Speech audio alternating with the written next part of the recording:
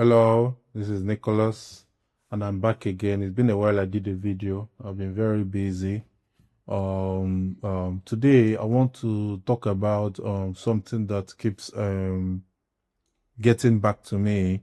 At least within is recently happening, and I'm seeing this scenario occur all over and over again. Now, I don't even actually, before making this audio, I don't actually have a title for this, but definitely by the time you're listening to this, if you're listening to this, there'll be a title. But what I'm trying to say is there are two ways to carry out a software development cycle, right? And it depends on it heavily actually does depend on your budget. And sometimes it depends on what you aim to achieve. Now, category A, let's say the first A, building a lean MVP, something that you would use to validate your idea to say people are actually willing to use your software and eventually pay for your software. And that's when you build your front end and your back end together in one system. So this is very common for people like us that are using PHP as our back end language, where we can have HTML and put our PHP in our HTML, and we are just running everything. It's all jumbled together. In fact, there is no even need mentioning UI UX because there is no Figma design. Everything is just moving straight into the code, and obviously the backend would have its own scripts where you can run processing or business logic, right? Now, that is a faster way to get your software launched. And usually, bringing it back to freelancing, because I am a freelancer, that is the cheapest way for your project to be out there in the public, for you to test your idea and for you to actually know if it is an idea worth pursuing further or not.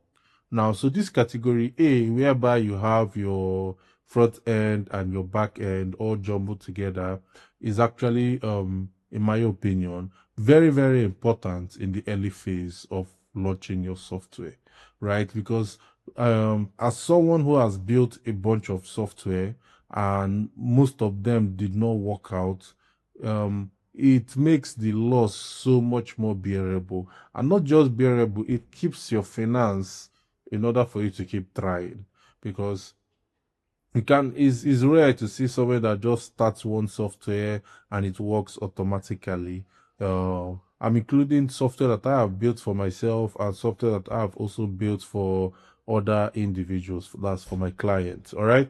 So in a situation like that, you can easily see that the software that you are developing to test, it's not always a good idea to have like an API collection, separate the back end, separate the front end, and separate the UI UX. This is my own opinion. Obviously, everybody's opinion is different.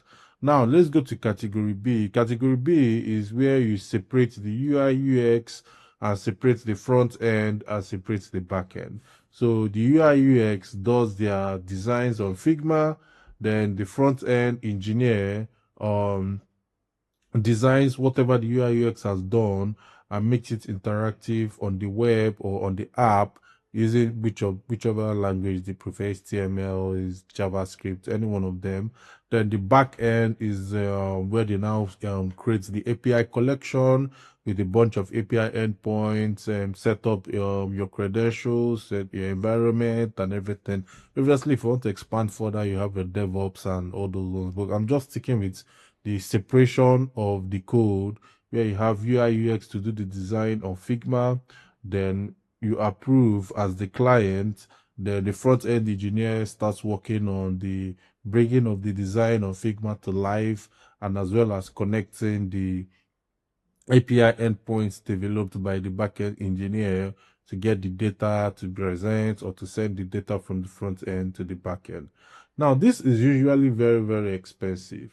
It's not possible to have a singular budget, the same budget you have to have it separated, being the same budget to have it together. Let me explain. Now, a client once reached out to me and told me that a company actually said that to develop everything, the idea he has, the cost of the project is going to be 25 million, right? And he was confused because he took the same project requirements document, the same PRD to another company, and that other company said they will be able to do everything for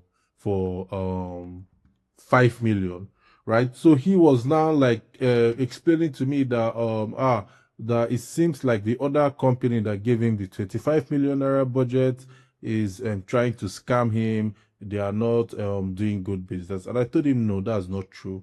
That what happened is this: like the guy that gave you the 5 million is putting everything together.